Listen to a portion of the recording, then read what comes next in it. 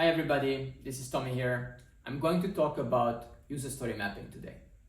Have you ever built a massive product backlog, a flat, endless list of features? Now I'm pretty sure you did.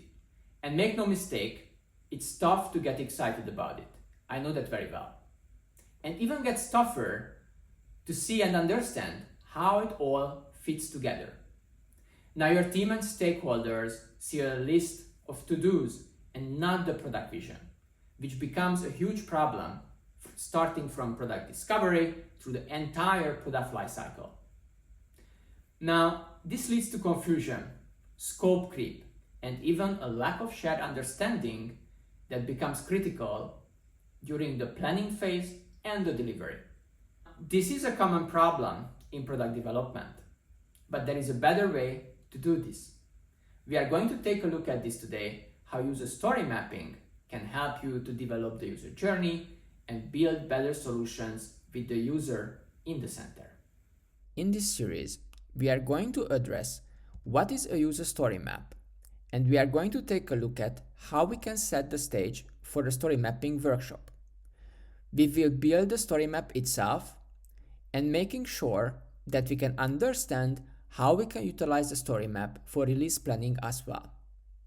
We will also discuss how you can keep the story map alive and make sure that it helps you along the way of the entire product management lifecycle. We will also address some of the pitfalls and best practices that can help you with user story mapping. Now let's take a closer look at what exactly is a user story map. A story map is a visual, two-dimensional model of your product's functionality. Think of it as a map of your user's journey with their activities and steps laid out in chronological order. Instead of a linear list, you get the full landscape of the product.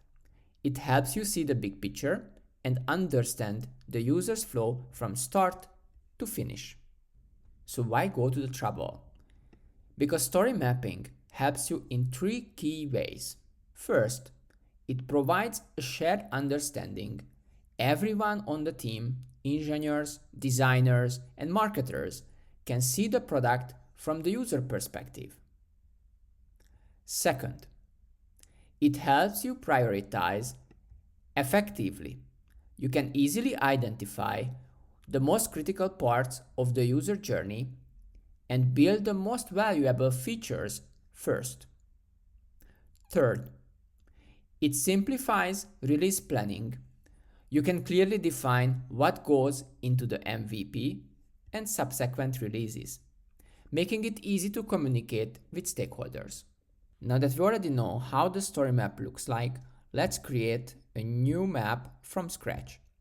We are going to work on today on a photo editor application, and I'm using Stories on Board to build this up. Photo editor.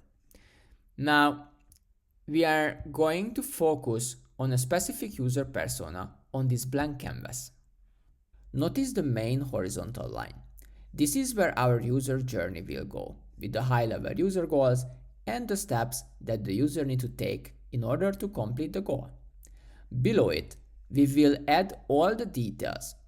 We are going to build a story map for a simple online photo editing tool.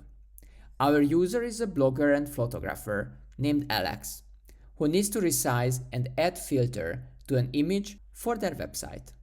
In the next video, we will identify the main components of a user story map, and we will set the stage for our first user story mapping workshop.